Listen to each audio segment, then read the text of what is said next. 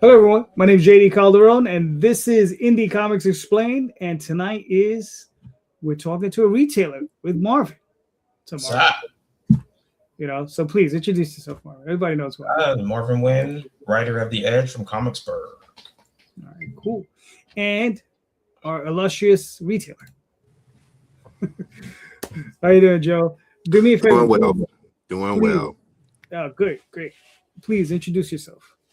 All right, folks. My name is my government name is Josef Woods, but I go by the name of Joe Jam Zero, the Soul Geek and Superhero, owner of the Comic Den in Los Angeles, California. Nice. All right, cool. Marvin, you want to start? Sure. Generally my first question out the gate when we're talking to retailers is, how do you serve like the community as a whole? So not just as a comic retailer, as a community outreach.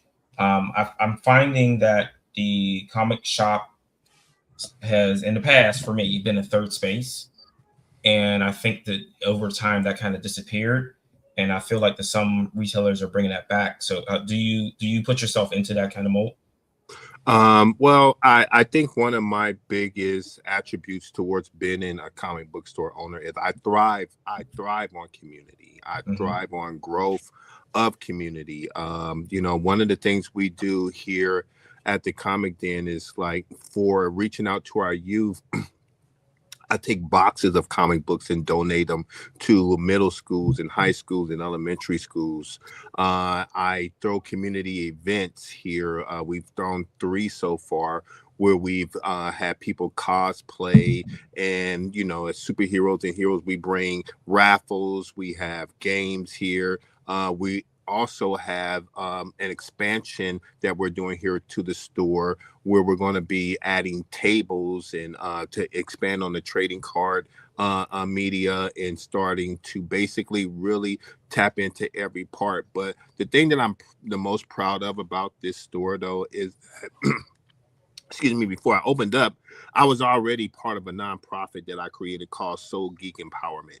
Soul Geek Empowerment went to schools that we were partnered with, from Linwood to Compton to Watts. And I would set up 2 tables, a table to give out free comic books and another table where children can come over or young adults would come over. They would color and they would solve puzzles, And that expanded me to going to the Department of Mental Health, where we got a connection with them, as well as to local libraries. And I thrive on that because to this day, I still get invitations from libraries to drop off books. I get invitations to do speeches at mentorship programs. And so it's like I'm using this comic book muse to build community. And plus, I would add on top of that, what a couple of my customers were just telling me just yesterday. They were saying, since I've been coming here, I feel so comfortable. I try to do this kind of like a cheers type of thing. I try to know everybody by name, even though that's hard to do sometimes.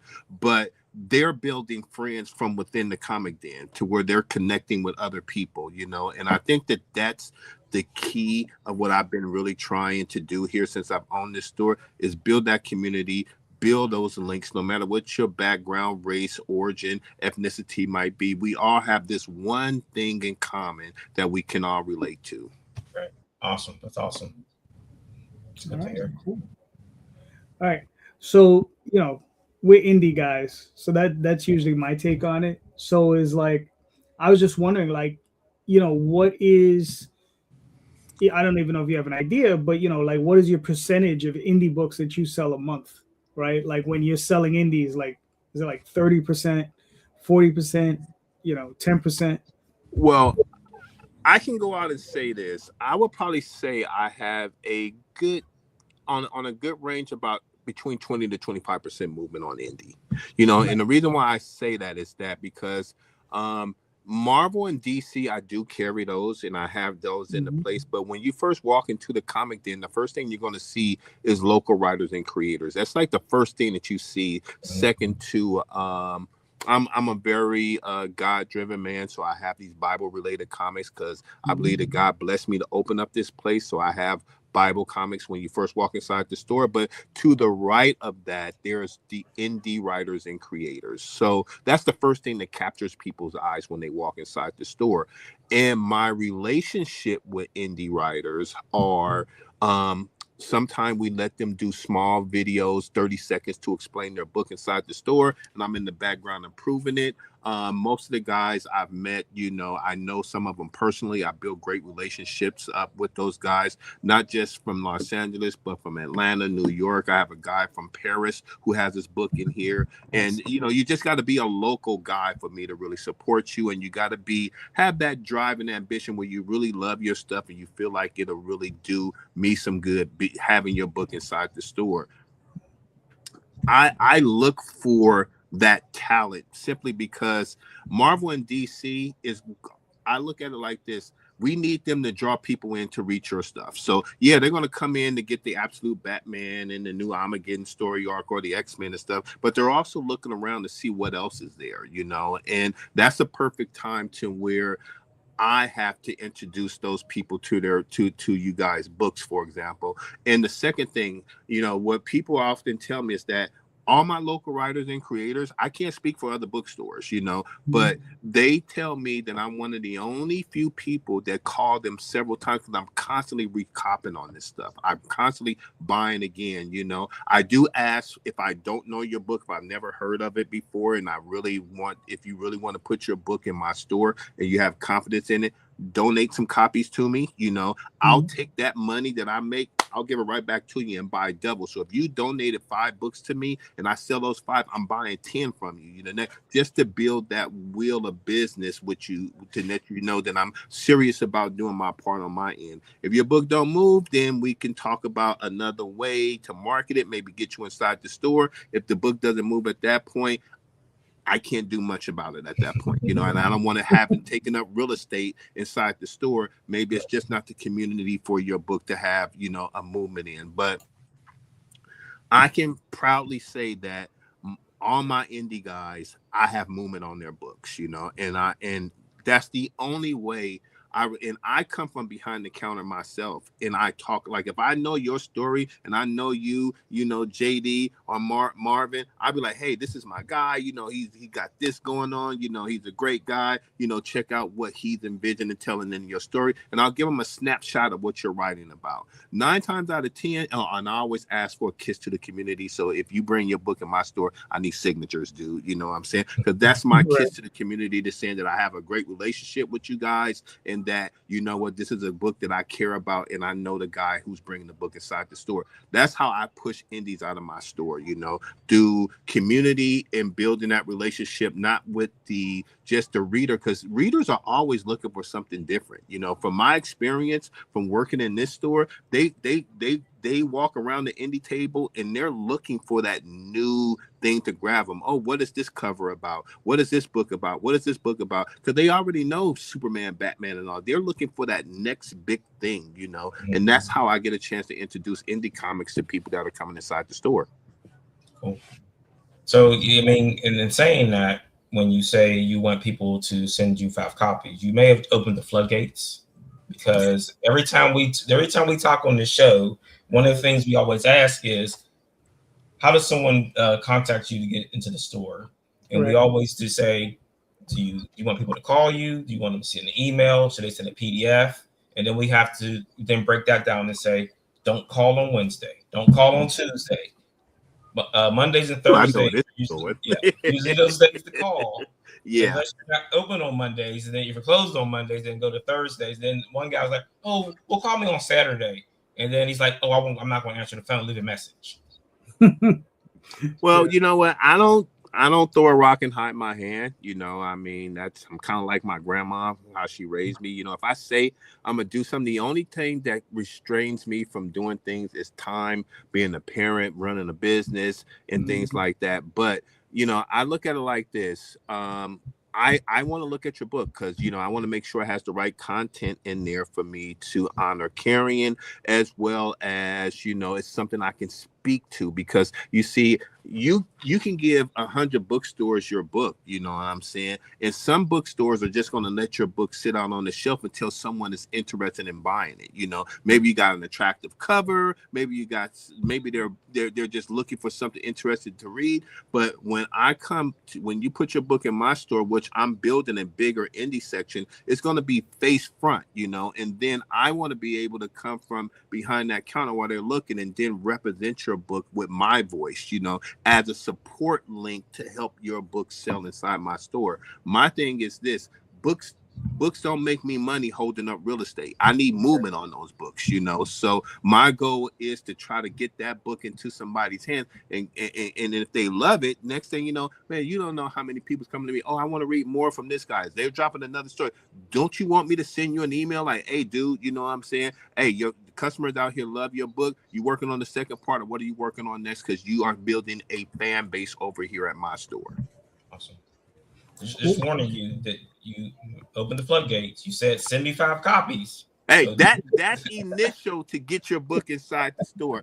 But if most of the people send me an email and they'll say, hey, check out my comic, here's a PDF file of it. Mm-hmm. Tell me what it's about. Tell me what's going on, you know, because I have different type of readers. And, you know, I have a young lady who had the book in here, and she did a short video. She said, if you like Sailor Moon and Batman Beyond, this is the book for you. You know what I'm saying? That brought people in the store to want to buy that book. You know, if I like your book so much, I'll go on there and drop like, hey, you guys got to check this book out. You guys don't want to miss out on what this brother, you guys definitely want to pick up what this person is putting down, you know? So let me check it out. Let me see what it's about. You know what I'm saying? If I see if it's a point of salesmanship for me, I can push it, dude. I mean, I sell stuff for a living. I've done that before. I even opened up my comic book store. You know what I'm saying? That's the whole point of, to me, running a store, is knowing how to sell stuff, dude. Right. Yeah. All right, cool.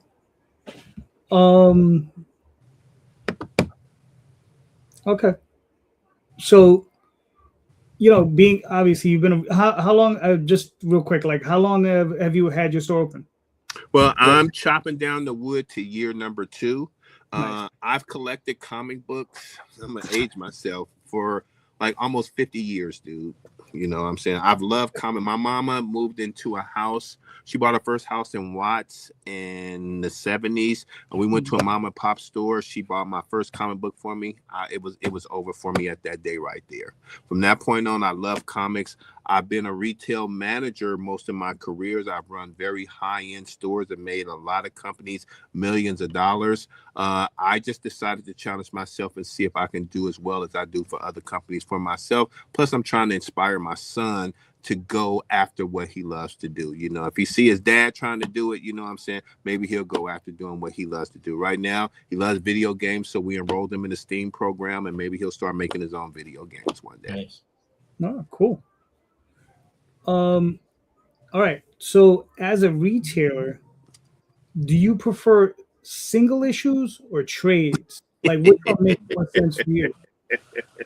Well, not until I start running this store, honestly, JD, did I understand the buyer of trades, you know, and I've experienced bookstores that were opening and they were always like their weakest section was their trade section. You know, their store didn't look as full because they didn't have a lot of trades in their store. So I invested in trades to make sure I wanted my store to look already open. I wanted it to look somewhat full already, and a lot of people say that about the comic den. The store doesn't look new, it looked like it's always been here, and that was my whole mind state, to make a store look full. That's the way I came up as a retail manager. Make your store look full, you know. But when it comes to that, you know, I actually am a issue month to month reader. You know, I read month to month. I can't wait to see what happens next in that. But when I had several customers coming in looking for stuff that I didn't have, I understood the nature of what a trade paperback reader is. They're not going to wait. They're willing to wait, you know, till an issue does 6 issues, and then they'll read. They got the patience to do it. I'm not. If the book is good, I got to find out what happened the next month. But there are actually a large assortment, a populace of individuals that just want to read trades, and I had to respect that. So I had to up my trade paperback game up. Yeah, trust me, I know that's me. I'm a trade guy. I'm a trade guy. Yeah. Welcome to the populace, man. Yeah, man. Omnibuses, the compendiums, I love those. Because I have a huge collection of individual issues, right? And I've been collecting probably about 50 years too. But I lost a portion of it to floods, wow. Yeah, man, I lost a lot of books. I lost my Hulk 181. I lost my entire Thor run from back in the day. We're talking about all the Walter Simonsons. Wow, yeah, that first hurt. Beta Ray Bill, all that stuff. I have 5 copies. Wow, dude. Yeah, signed by Walter. Wow. Yeah, that hurt. I feel for you, bro. Yeah, that hurt. So ever since then, I mean, and to be honest, I'm a writer, so I'm more interested in the stories anyway. Like that stuff is just paper. Like I want the story so I can pull it off a shelf and read it. That's why, because going through it, how it is. You go through a collection, it's rough, man. You want to reread Daredevil 168, man. You got to go through the collection. You're like, oh, damn, where is that thing? And that's where I respect trades, because when I want to go back and binge read something, I'll go grab a trade for it. I mean, I'm not digging through all my freaking boxes going to look for a freaking issue. What I'm saying? That's too much work, and that's the same way, when someone asks me about the digital market, I think the digital market is good for what it's for. If you want to just go push a few buttons and grab that title, which I've done that before, then that's fine. But someone asked me, what did I feel like digital comics were going to take over the market? I told them, I was like, if digital comics was going to take over the market, they would have already done it. What I'm saying? It would have already came and took that space out. But people still love nostalgic coming inside a comic book store, picking up that book and reading it. As long as we still have the element of that into our community, I'll still be around, and so will you guys still be writing comic books that you guys have to print to have published out to get inside the stores. Yeah, right. And we're on the crowdfunding platforms. So and the digital works in that case because of international shipping. Right. So I kind of I've shipped minuscule things overseas for a lot of money. And I feel bad. Like someone gets they bought 4 books and the shipping's like $70. Yeah. I've got it. I just throw extra stuff in there to try to fill out the box just to make it make sense. It's so bad as kind of be someone who's producing something and you have customers around the world. Right. And it's prohibited to get them things. So the question is that, do you support any crowdfundings for the store? Well, yeah, and I haven't had the opportunity to really grow in that area, which I'm always looking for new growth opportunity. But on my TikTok platform, I get people that want to buy books from me from international parts of the world, and I've created it to where my shipping company that I go for, I prepared it to be able to get the lowest price possible to ship out. But also when I do that, I also try to make sure, kind of like what you do, I'm giving extra and then you have to express, the books I've sent out, I've even sent cards to express how honorable that is for someone to want to support just little old me running this store over here in Los Angeles and want to buy and support this store. I mean, that is a privilege and an honor, and people like that make your business. I come from a bookstore called Golden Apple, and I give big ups to Golden Apple because they are the reason why they inspired me to want to open up my own store. And they would have customers like Samuel Jackson, Keanu Reeves, and stuff like that come inside your store for the pullest customers and stuff. And the main thing that I notice about that is that it's great to have those kind of influences inside your store. I have celebrities that shop here, and they know my stance on this. I mean, I'm happy to see them when they come in. You know, I mean, we've had Sterling K. Brown visit the store before. We've had some good faces come inside the store, but nothing is more important to me than that weekly pull customer, that customer that's in your store every single week, making sure your lights stay on, your doors are open. Those are my celebrities. You know, your customers are your weight. You know what I'm saying? Your customers are your true business. And the moment any owner of anybody forgets that, they've lost their way, in my opinion. You know, so to run this kind of business, you have to have the energy, the appreciation to know that anybody who walks in that door is another, you know, comic denizen, another person that's helping support your business. So if they're willing to buy books from you and you ship them to another part of the world and stuff like that, that's nothing but an honor, dude. Yeah. And that's to say is that's the one thing is that I want to make sure that I take care of everyone who is exactly. We all work 40 hours a week or more to make money, and there's other things they be spending their money on. They could be like, oh man, I'm gonna go out and buy that next Madden football game instead of spending money on these comic books that I gotta have to pay $60 to ship across the ocean. Yeah. No, it's when I was a CVS pharmacy manager, you know, I mean, freaking 10,000 stores, you know, they're a big conglomerate company. And in the area I was working in, there was like 4 other stores around me, you know, and I used to tell my team, I was like, what can we do to make our store more unique than these other stores? We all sell the same stuff. We all got the same sale. All the stores are marketed the same. You walk in and everything is so similar. I like the best impact we can make on this store compared to the other stores is how we treat people when they come in. Right. And that's how I won several customer service awards of the year, because I just made people feel welcome where they come from. You know, it's funny when a person pays for their stuff, because they do that here and you see the elbow drop to the counter. You know what I'm saying? That tells you that that person is comfortable in your store and they want to talk more about they just don't want to shop and go. You know what I'm saying? They feel comfortable. They like the atmosphere and they want to talk the talk and hang out in the store for a little bit more longer than what they came in to just grab something and just walk out, you know? And I think that you build those levels of comfort with your people, they'll bring you more people. Still, to me, the best service is word of mouth. When you can go tell that person, like, hey, go to this store, this dude is really solid, I have a great time. That's still the best reviews you can ever get to give someone. Cool. So as far, like I said, I'm so focused on the indie stuff. So as a retailer, what do you consider a good cover price for an indie comic book? I mean, because I've seen them vacillate all over the place, right? You got $4.95 books, you got some books moving up to $5.99, even $6.99, right? What do you think makes sense for you and your client base?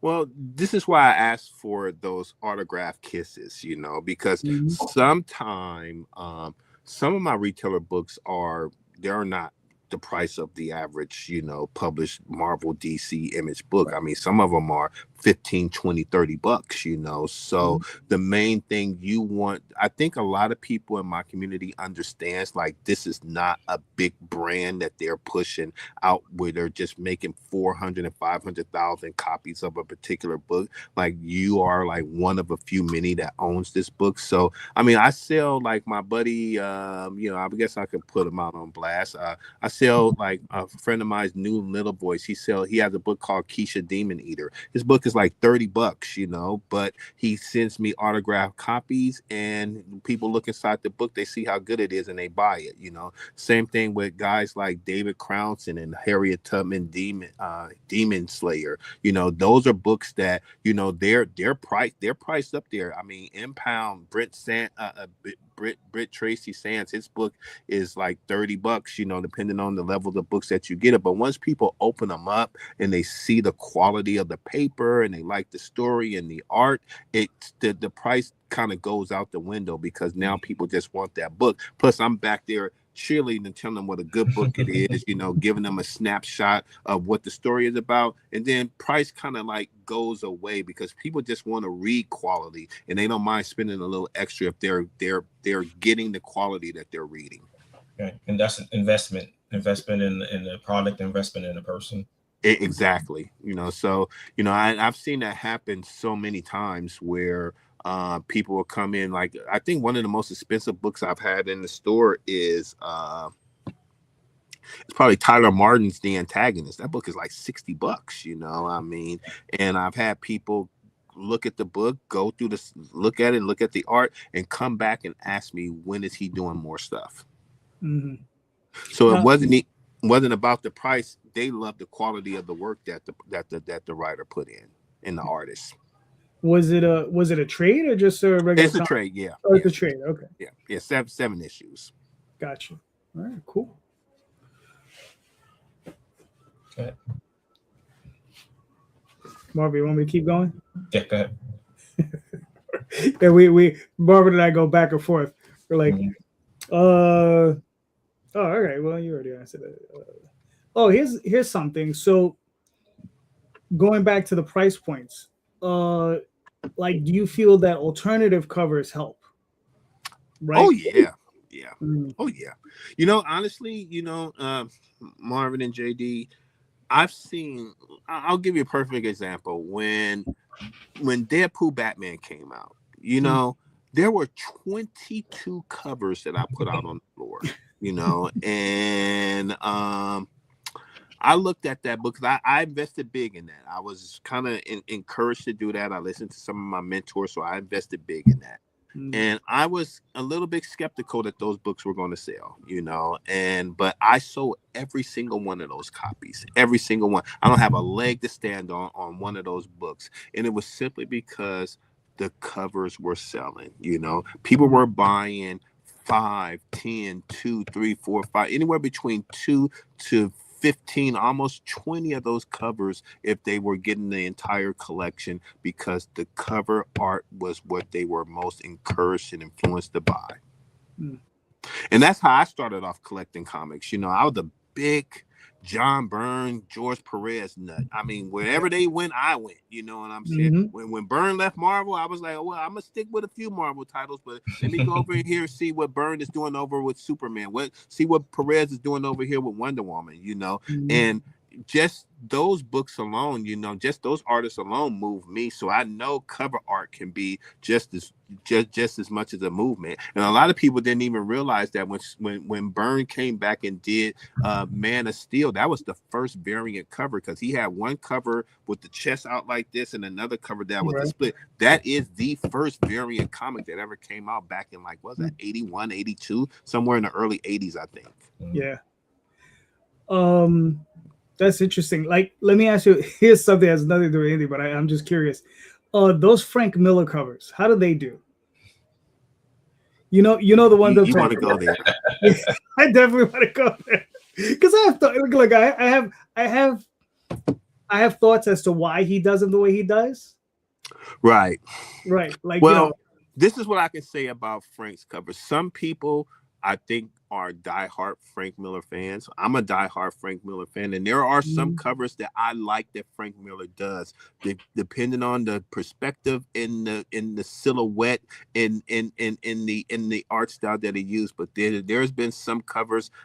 There was this one Wolverine book, man. I did not know what the hell was going on that cover. I was like, why is this cover? And God bless Frank. I know he's a legend. I don't like downing people, for putting their work into something, because somewhere down the line somebody put their time to do that, but some of his art is not attractive as it used to be when he was drawing like Daredevil and stuff like that in the Wolverine books, but some of his covers, I had a 1 in 200 what was that book called? It's the Avengers. I forget the name of the book, but it was a dope cover. He was a side of him jumping down with the shield. So the simpler the cover is not that bad, And I think the more complicated his art style gets is when it becomes more unattractive, dude. Gotcha. Right, but a lot of those stuff were churned in, right? No backgrounds, just whatever. Mhm. I mean, it's Frank, man. Like, he recently did a TMNT cover that looked really good. Yeah, it's That you I see, like. that's what I'm saying. It's a hit Yeah. or miss sometimes, you know. I think he should stop drawing Wolverine covers. I would tell him that to his face. As I say, man, I Mhm. love you. Give me a hug before I tell you this. But dudes, please stop drawing Wolverine. You know, keep drawing some other stuff, but don't draw no more Wolverine covers. Yeah. No, because it's funny. I think he draws them like that because in the end, because here's the way I look at it, right? I think Frank's some kind of weird genius, right? And I Okay. think what it is that when he puts out one of those covers, everybody sees him, everybody's shocked, right? They're like, what the hell is that? Right? And you got 22 other covers that are coming out with that cover. His is the only one anybody's talking about. That's true, but Nobody's talking about those other covers. Well, yeah, because like it's almost like being on American Idol. You're either that good of a singer or that bad of a singer. Right. Mm-hmm. Yeah. But people are still talking about it. That's the funniest. Exactly. I just find it funny, because I would like to hear his thoughts on it. I would too, yeah. And the closest ties I've ever had with Frank is like my family over at Golden Apple. They actually have a great relationship with Frank Miller. I would love to have kind of like been in the store at one time when he was ever in there, because that would be probably like one of the questions I asked. Like, what is your perspective on some of your covers, sir? I was sir. Right. I'm like, what is your perspective on some of your covers? I would love to know your dancing formula around you, how and why you do covers the way you do them. Mm-hmm. Yeah, definitely. Yeah. But I mean, yeah, it's just, like I said, it's always one of those things where it's just like, I'm always curious as to how those books do in the store, right? Do they sell out? Well, for the last Spider-Man, Superman that he had, I think it was like a 1 in 50. Mm-hmm. I have 4 of them, and I'm sitting on 1 right now. Okay. So, it people come in because of his, like you said, it's the unique art style. It's it's the legend of what he's made his name from over the years. And then some of his covers are just like I said, they just look good. He did a Moon Knight cover that I thought was very nice. He did a Blade cover. I didn't think it was that cool, but other people liked it. So what's good for the goose is not always good for the gander. I might not like something that somebody like a lot of. So I just sell it. I just say, okay, you want to buy it? What I'm saying? Here it is for you to pick up and get, Gotcha. But personally, I some of his covers work for me and some of them don't. Right. Well, yeah, no, it makes sense. Yeah. Marvin, yep. What do you got? So you brought up Golden Apple. So do you feel like you have like a good working relationship with all the other comic shops in LA? Oh yeah. Honestly, I got I've gotten so much mentorship from these 3 bookstores here. Golden Apple, of course, Ryan Leibowitz, his wife Kendra, their mother Sharon, my buddy Joseph over there. They're all there. I feel like that's my brother. I feel like they're family to me. You know what I'm saying? I mean, I've made their Christmas list. They're on my Christmas list. We look out for each other, because I shopped in that store for many years, and I feel like I was more than a customer over there. And like I said, just overall, just kind of like looking at how they conduct business, it encouraged me to want to do my thing over here because I love comics so much. But where I've learned like a lot of stuff from is from June and his team over at Comic Bug. June kind of told me in so many words, don't be afraid to have more than enough of certain books, because they will sell, So if I bought 100 absolute Batmans and then sold only probably like 60 of them and I'm sitting on 40 copies, don't be afraid of that because they will sell over a period of time, which they have done, several times over, So, and then there's Timmy, the owner of Arsenal Comics. Timmy, he has 2 stores out in the Valley, and he taught me, try to control payroll, do as much as you can by yourself as you can, but know when to call out for help. And they've been great guys when I've ran low on books. They've kind of helped me out get certain titles, books that I was low on. They've been very helpful to me. And then if you go to this event called Comics Pro, which I haven't been to one yet, but I had a couple of those guys come to my store because I guess my social media following gets me a little more attention, than probably some of the other stores and stuff like that. And so they came and paid me a visit, and I connected with some of those guys. And some of those guys have really encouraged me to go to next year of Comics Pro. Oh, and I cannot forget that it would be deadly wrong for me. I gotta mention my guys, Mike and Marquise over at Blurred's Underground out in Chicago. Those dudes are awesome. I love those guys, because Mike was one of the first guys when I opened up. He called me and congratulated me. And he was another black comic book store owner. And he was kind of telling me, like, there's not a lot of black comic book store owners out there. I hope I want you to do well. And we've kind of like stayed in contact with each other since then. Cool. So you did Big Art Comics Pro. I did it twice when they were here in Pittsburgh. I'm hoping to get out to the next one. If it's going, I'm assuming it's going to be in LA again next year because they usually do 2 years in a row in the same. Well, they've done 2 years out here already, so okay. It's got to be somewhere else. So wherever it is, I'm taking a trip, dude. You know what I'm saying? I'm going on a trip next year. So I committed to it. I'm just right now. The best thing you can do as a retailer is find the right POS system. There is 4 major good systems out there. There is Comics Hub, Comic Shop Assist, Comics. I think it's Managed Comics. Comic Suite.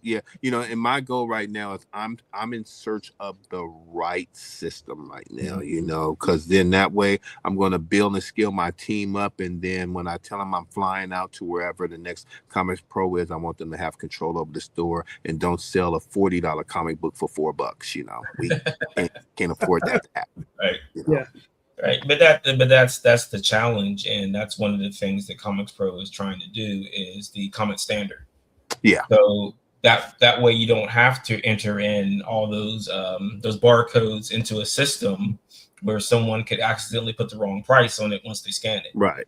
So that's a major challenge with where Comicsburg is helping with comic standard. So I'm really glad that we got involved in that, where we can, like, it'd be like a library or regular bookstores where no matter where the barcode comes from, the price is always the same. It has everything in there. You don't have to scan it.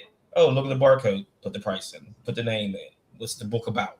Put the price in. It's like it's crazy after someone like me has already done that work. Yeah, I did that work when I did the ISBN. No, I opened up this store on a generic system, knowing I was like, I should have done it. I should have invested in the company, but I was trying to preserve funds at this particular time. And I'm such an inventory jerk. What I'm saying? I'm even when I have entered books into this system, I put, oh, this is Steve McNiven cover D and all this kind of stuff like that. And because I like to know what books are selling, what I'm saying? And I like my inventory to be very accurate, and the only time I have conflict with that is when I have a Shopify account. I have to constantly have my numbers adjusted and stuff like that. So I've come up with a formula to defeat that, which is working now, where I don't always put out the brand new books exactly the week of. I'll put them out like a day or two later after I see what my walk-ins are getting, and then I'll throw like my higher number quantities on my Spotify store, and that's been working for me recently, but my goal right now is to invest in one of these newer systems where, like you were saying, just scan the barcode, the issue, the variant, all that kind of stuff pops up. And I've been visiting the 2 stores that has Comic Shop Assist. And Comic Suite is no longer around. You know that, right, Marvin? No, they got absorbed?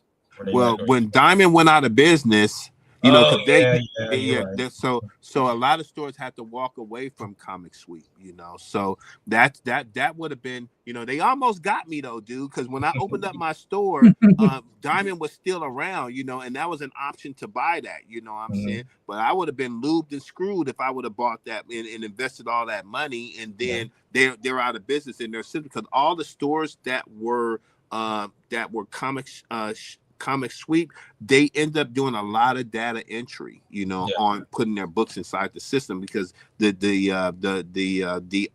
program wasn't available to them no more. Right.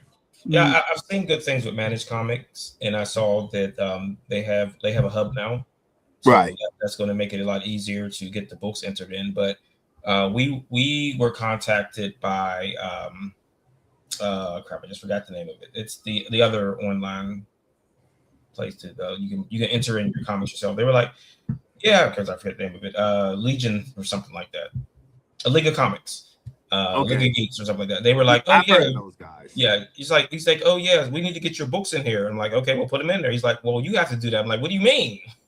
What do you mean I have to enter these books in all by myself, man? That's 13 books. I'm not doing that.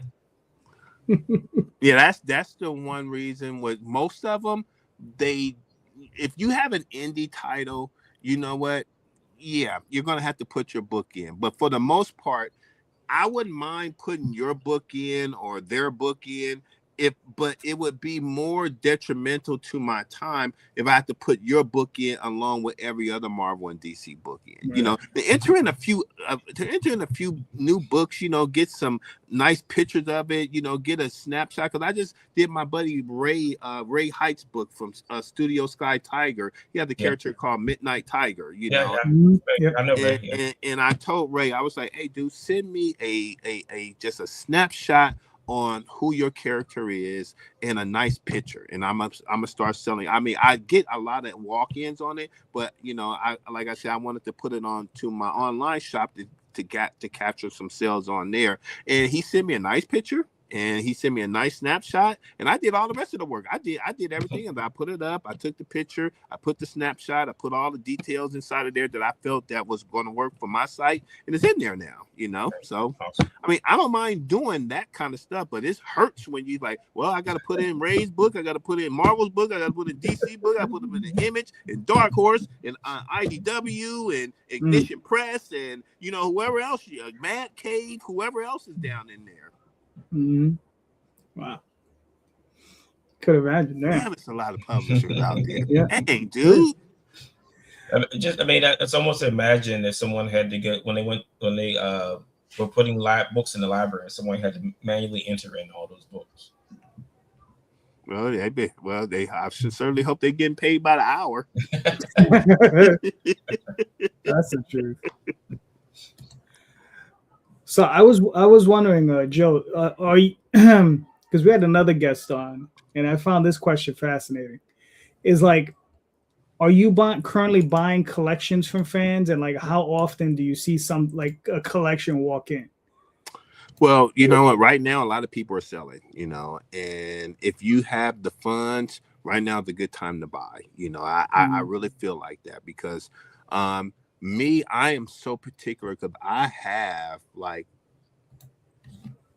probably 150 going on 160 loan boxes at my own place. I have a ton of comic books, you know what I'm saying? Right. I have a ton of everything from the golden age to the silver age, but yet out of all those boxes there's still a lot of stuff I don't have, you know. And so if you come inside the store with stuff that I'm willing to buy at an exceptionally good price, because I always tell people, you know, my mid is no more than a 50% margin. I got to be able to double my money. So if you have a $200 book, I want to buy it for $100. You know what I'm saying? I've had a few people come in and try to hustle me and haggle me and say, oh, well, I want 140. Well, I'm not buying that book to make $60 off of it. I want to make $100 off of it. You know, I want to double my money back, you know. So when you come in, and then there's some people that don't have a clue what they have, you know, and I think and just as a place of integrity, you just offer them a fair price, or you ask them what are they looking for. You know what I'm saying? If they say they're looking for a couple of $100, you know, you might give them a extra 100 or something like that and go through the book. I had bought a collection from somebody.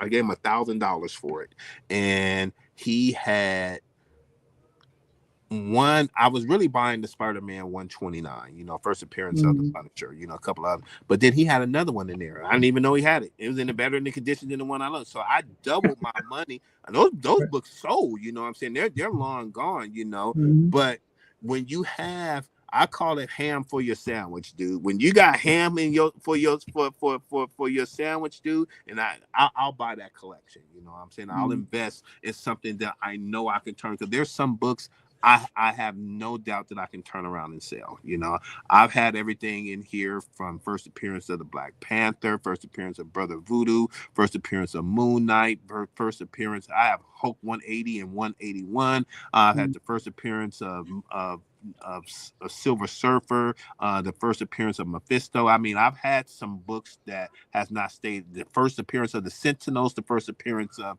Galactus and the Silver Surfer. Books like that, I'll buy in a heartbeat for the right price, because I know they'll sell. I know, and plus they just look good sitting in my glass case. You know what I'm saying? When you got those kind of good looking comic books, you know, people go, "Oh, you got this," and they really know what type of dealer that you are, you know, when they come inside the store. Right. Awesome. Yeah, because we had this. Well, Marvin, I don't remember this guy. We had one guy come on, and he said he had 1,000 long boxes in his basement that he hasn't even touched. Woo! These are collections that he's purchased, and he's just put them in his basement. So we don't have time to even look at them. Yeah, I probably turn in like that'd be like me. You see me coming down the mountain like looking like Moses, dude. My little chin, my hair being grown down here. I'm not gonna lie though, but I would like literally be rubbing my head. I'm like, I wonder what's in those boxes, boy. Yeah. He said he had a guy go through like a couple hundred of them, pulled out like 10 or 20 Spider-Man 300s. You know, pulled out like, you know, just what is it? What's the first appearance of Deadpool? He said he pulled out like 12 of those.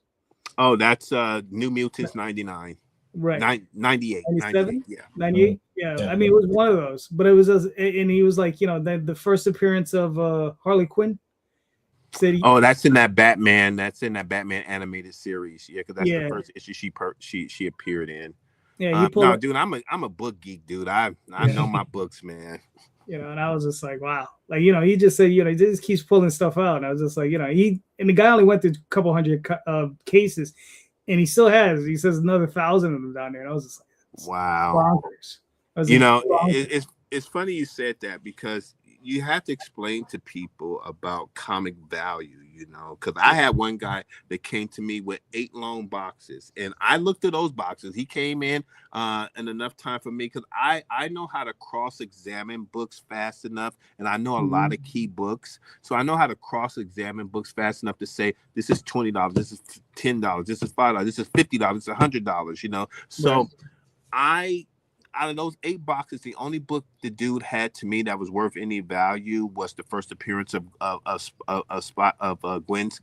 Spider-Gwen. You know, at that time doing this, I was like, dude, this is the only book you have. And then he had a signed copy by the author of Beneath the Trees Where Nobody Sees, you know. And I was trying to explain to people who come in, because I'll ask them what is their expectation of what they want to sell their books for. And then, I can get $1,000 for this. I was like, man, you can barely get $100 for this collection. A lot of these books end up going in dollar bins just to get rid of some of these books, you know. A lot of books from the 90s are like that, you know. And technically, you know, what if out of all those 1,000 boxes, all those books was worth $1 a piece, but then you find one book that trumps everything out of those 1,000 boxes. You find a Action Comic #1 or something like that up in there, which will trump everything. And I was like, and that's the journey of going on looking for these comic books. Sometimes you're going to find gold, sometimes you're not, you know what I'm saying? And sometimes you got to know how to pull the nickel and the dime books out of there, the 5, the 10s, the $15 and $20 books, because people are looking for those. I just sold somebody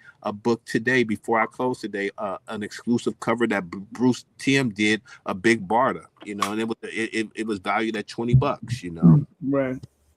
No, that's cool. 1,000 Youngbloods #1. Yeah. Mm. Are you talking about the new one or the original? The original one. Oh, okay. But you I'm probably pretty sure could find, the you new know, one because will that, be right next to it pretty soon in the dollar bin. Yeah. yeah, because the only books that I'm really starting to see from that era doing any growth right now, I'll probably have to give it to Tom McFarlane's Spawn. You know, that book is starting to get a little bit more valuable. And then some of his runs were at such low prints. There's some of those books worth a few $100s. Like I know there's a Spawn 119. It's the true first appearance of Gunslinger. That book is like 115, 120. I have one in my glass case right now. Total underdog book, man. You know, but it's a low print for one, and it's kind of like really the first true appearance of Gunslinger. Yeah, a buddy of mine who collects Savage Dragon, he says some of that middle run somewhere in there are kind of expensive because there's so Right. few of them. Yeah. Yep. Yeah. Yeah, Is this the a low scar? prints. Yeah. But we all know the 90s was an overkill in print. I mean, Image Comics was probably like one of the biggest, best things that kind of happened as far as indie books and creators' rights go. But man, dude, the way that the covers and all that kind of stuff, man, and then the lost and found issues that Marvel and DC, I mean, DC would say, okay, let's bring Batman's back and let's kill Superman. You know what I'm saying? But we need to sell some books, you know. And then Marvel, to me, took the biggest hit. I mean, because if you really think about it, Jim Lee sold 8.2 million of the X-Men #1, biggest selling comic book in history. You know, I think second to that was Liefeld's X-Force, then McFarlane's Spider-Man title, dude. And I was surprised to see that the numbers from the X-Force beat the Spider-Man title. I would have trumped Spider-Man over that book, but I think Liefeld made a little bit more sales as far as like numbers than the Spider-Man did. You know, but all three of those guys, you know, are high capacity artists right now, you know. And I mean, McFarlane, they call him the top father now, you know. Yeah. And he done went from buying Mark McGuire winning baseball to his own toys. That Jim Lee, he's over at DC, one of the execs, and Rob Liefeld, I think he's still pissed off at Marvel. Right?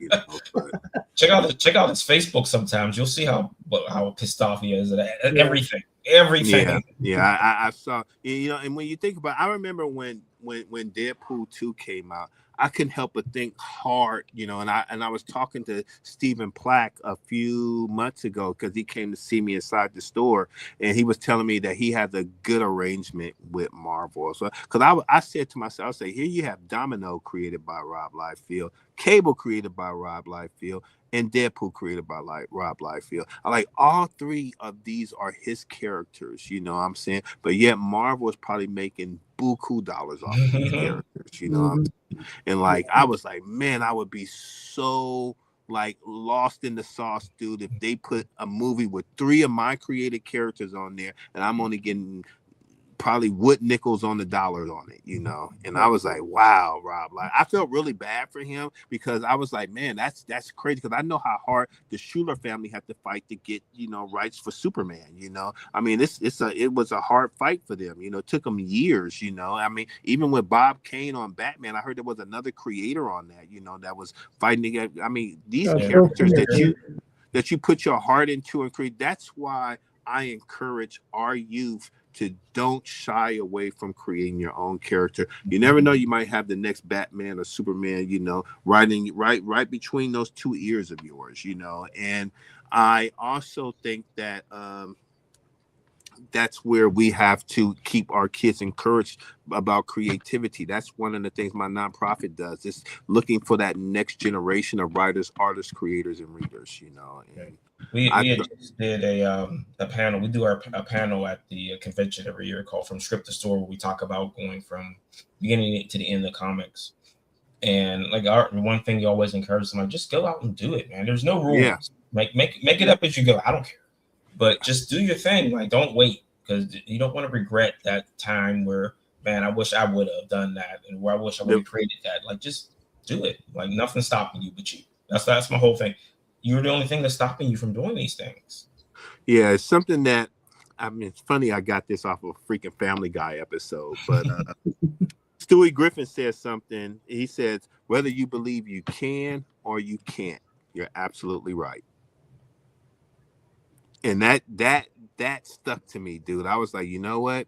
I like for this to be a comedian TV show, I can rock with that, you know.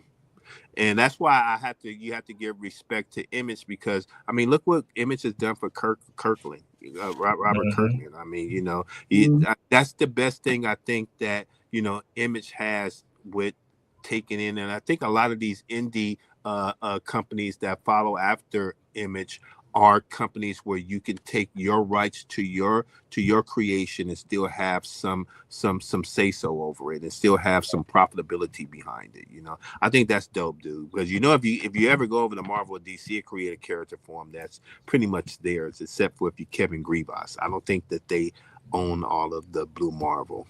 I could be wrong about that, but that's probably why we have not seen Blue Marvel in any movies or anything like that, man. Or because most my man in, Kevin ain't giving up comics his recently, man. either. Like I haven't. Like when's the last time Blue Marvel's been in a comic?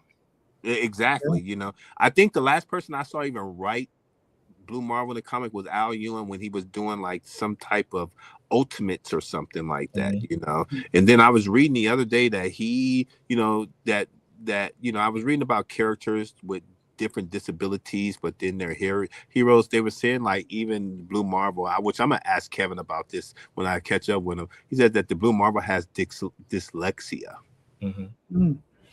Yeah, interesting. Yeah, and you know they're also sitting on the Ultraverse. Yeah. Yep. Like I think Prime would be a good character to either an animation or in a movie. Like it's a good character, and you just like doing nothing with it because you don't want to pay someone to use it. Yeah. Because they were doing the crossovers with Marvel. I remember that, man. Yeah. Well, they brought, because I don't remember. I know in the new Ultimates that they brought back Deathhead. You know, I know Deathhead is back to a degree. You know, so yeah, I mean they're trying to pull some characters out the woodworks, but Prime would be a good call. And I think that other guy was Rune. The vampire.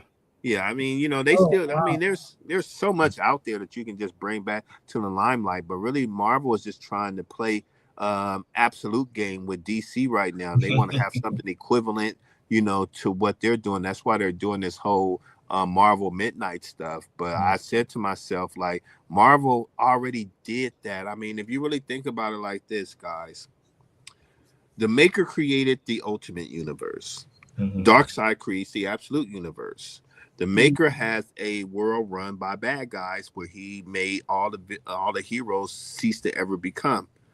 Darkseid has a world that's completely ruled by evil, you know, by guys like the Joker. All the bad guys are the big high-end people, runners of this world, you know, and the heroes are the underdog, you know. Now, Ultimate Spider-Man was written by Jonathan Hickman, who I consider as Marvel Jesus, not Deadpool, but Jonathan Hickman goes over there and he saves titles, you know, for Marvel. That was their biggest, that was their flagship book, you know, and then everything else after what the Absolute was Batman and it was Wonder Woman and Superman. They just had a flagship of great writing to go behind, you know, what they were doing at the time. And then the leverage that Marvel had, they just couldn't keep up with that level of just writing. When they said that they were going all in, they really went all in, you know, and Marvel just couldn't keep up with that, you know. So now they're saying like, oh, we need to try to get this going. No, you guys had your chance. So I really feel what Marvel needs to do is stay in Marvel's lane, keep writing great comics,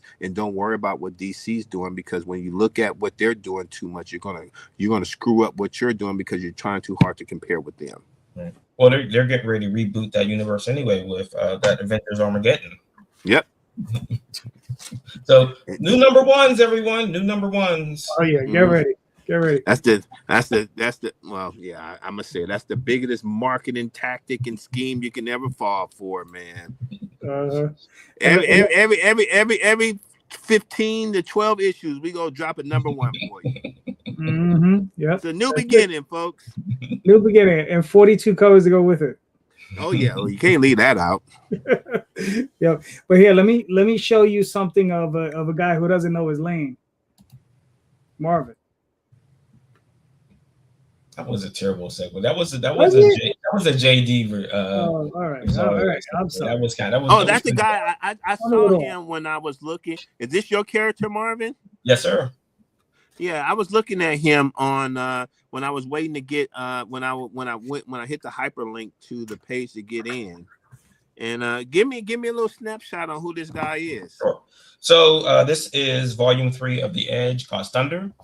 For those who don't know, God's Thunder is the organization from the first issue of The Edge who don't like anyone that has superpowers.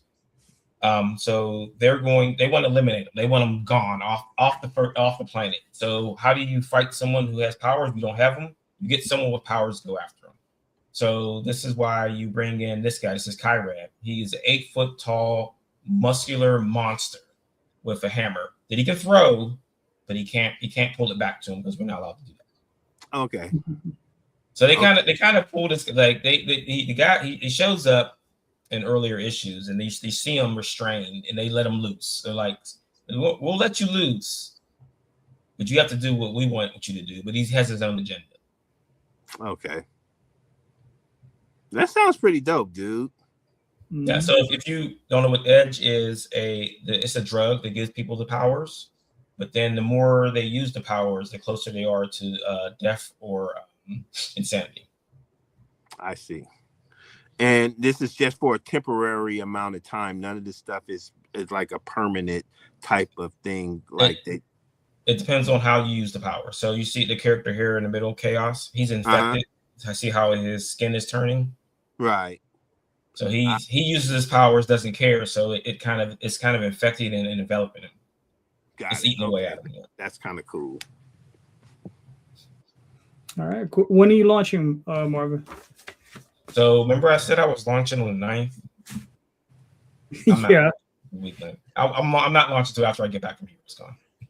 Next week. You're getting back from when? HeroesCon. I'm going to HeroesCon this coming weekend. So I'm launching after HeroesCon. So right. What is that? The 16th? Yeah. 16th for sure. For sure. 16th. For sure. Write it down. And then don't forget. Well, how can I get my hands on a chance to read what's going on with here? So if it's something, it looks like something I can push here at the Comic Den. But yeah, I want to be able to read it. Some copies. Yeah, I want to be able to check that out. I've seen things like something new. Like I said, those characters look pretty cool. Yeah. Right. And one thing about it is that even they have these powers, they're not fully in control of them because in our universe, I don't think you can control shooting lasers from your ass. And then even with that, the powers have weaknesses built into them. So they're exploitable. Yeah. Gotcha. And then how many pages is the trade? The trade is 122 pages. So it's issues 10, 11, 12, 13, and then 14 is a double size issue. It was originally 10 to 15, but then I just threw everything in the issue 14. Gotcha. All right, cool. So wait a minute. It's how many books is in the trade? 10, 11, 12, 13, 14. 14 is double sized. Okay. Well, is that what it starts at? Is there a number 1 to this? Yeah. No, so this is volume 3. Oh, okay. Got it. Okay. Right. So the volume 1 is Revenant volume. So it's right there. So those are like the beginning covers of the series. So if you scroll down, so go back down again. Keep going past the panel. Now, what is your involvement in this, Marvin? Are you the writer? Yes, I'm the writer. Artist. So I'm the writer. So that's volume 1 right there, and then the next one that's volume 2. Yeah, I'm the writer. The artist is Mark Louis Vunkukiat. Okay, and I've been working with him since 2007. So we've been working on this book for that amount of time. No, I explained that to young writers and artists. I was like, the synergy between a writer and an artist has to be, there. Because he's taking your words and you can give direction towards that. But the artist is turning your words into action in just a few panels, and that is a powerful relationship when you have a good artist that you have a relationship with. Because man, has your artist ever said, hey, if I add this extra panel, if I do this like this will add more substance to what you're writing? Or does he just follow exactly to the bone and nail to what you want him to do? I gave him complete control over the camera. Okay. So I'll write something, and if he wants to change it, he has like freedom to do as he chooses. Okay. Yeah, because I think that's a good relationship, because I've studied book writing, and how, in the panels you write the point of view that you wanted to go to and stuff like that. But I also when I was studying this, they were saying like the synergy between the writer and the artist. Sometimes a 6-panel page can become a 7-panel page because, that writer, that artist may say, hey man, I love what you're doing, but this will explain this a lot better with this extra panel on there. And I think that's raw, good synergy between a writer and an artist. Yeah, and he's made a lot of change. So in issue 1, there's the one character interim she can create portals. She can like throw parts of her body through the portal. So she could punch somebody, kick somebody through the portal. And the way he drew it is the way she's hitting them, the panels are moving in that direction. Okay. So the panels are like sliding off the page as she's doing this. And I'm like, I didn't write that in the script. That wasn't in the script. So he's not sticking to static panels. It's like he's like open panel, closed panel. The panels are the action is moving the panels along with it. So like I just like do your thing, man, because just because I say point the camera here doesn't mean I'm right. Right. All right, cool. So all right, another what is it? 9 days. Yes. All right, cool. All right, very nice. Everybody go sign up now.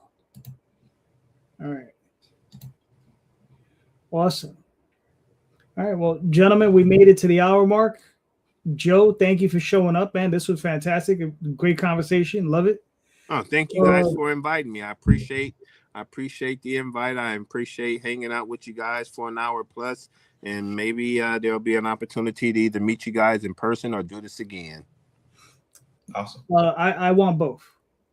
Me too. So, Joe, do me a favor. Please let everybody know where they can find you in your store. Okay, yes, folks. The Comic Den is located in Los Angeles, more of a place called Ladera Heights. We're 4912 West Slauson Avenue. We're open 7 days a week, with the exception of Easter, Thanksgiving, and Christmas, where you have tailored hours, 12 to 5 on Sunday, Mondays, and Tuesdays. Wednesdays we're open from 11 to 7. Saturdays we're open from Wednesdays and Fridays we're open from 11 to 7. Thursdays and Saturdays we're open from 11 to 6. And you can visit us on social media or follow us on social media, TikTok or Instagram, as well as if you want to go onto the Comic Den LLC and join our pull list or see what comics we have in our shop for you to be able to purchase, folks. It's all great, appreciated business and added love to the community. All right, cool. Marvin. As always, comicsburg.com or theedgecomic.com. You can get from the socials from there. And next weekend, Friday, Saturday, Sunday, I will be at Heroes Con in Charlotte, North Carolina. Very nice. Very nice. All right, cool. You can find me on Facebook, Twitter, Instagram. Next week, I'll be back here with the regularly scheduled program, the regular crew, interviewing and talking to a bunch of indie creators. So that'll be awesome. And like I said, one more time, Joe, it's fantastic to have you on. Thank you for showing up. And just remember, everybody, keep read more indie comics, especially ours. Have a good night, everyone. Thank you. All right.